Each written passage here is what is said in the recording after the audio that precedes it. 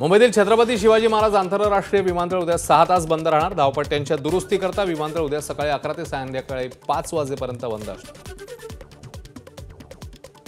वसईतल्या 13 वर्षीय विद्यार्थिनीच्या मृत्यूप्रकरणी शिक्षिका ममता यादवला अटक। काजल गौडला शाळेत पोहोचण्यासाठी 10 मिनिटे उशीर झाल्यानं शिक्षिकेने दिली होती 100 उठापशा काढण्याची शिक्षा। सांगलीच्या आटपाडी तालुक्यातील घानंद येथील एका तरुणाला बेदम मारहाण। दिवसाढवळ्या तरुणाचं अपहरण करत त्याला मारहाण करण्यात आल्याची घटना समोर। चंद्रपूर जिल्ह्यातल्या ब्रह्मपुरी शहराजवळ असलेल्या बोरगाव येथे खासगी इथेनॉल प्रकल्पात मोठा स्फोटानंतर प्रकल्पाला लागली आग। दोघे जखमी झाल्याची माहिती। वाशिम जिल्ह्यातल्या लोणीच्या श्री संत सखाराम महाराज यांच्या यात्रोत्सवाला सुरुवात। संत सखाराम महाराज यांच्या 147व्या पुण्यतिथी निमित्ताने लाखाहून अधिक भाविक लोणीमध्ये दाखल।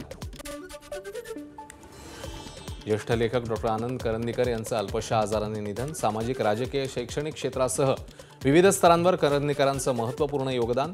चळवळी यशस्वी का होतात आणि धोका ही पुस्तकं वाचकांमध्ये होती लोकप्रिय।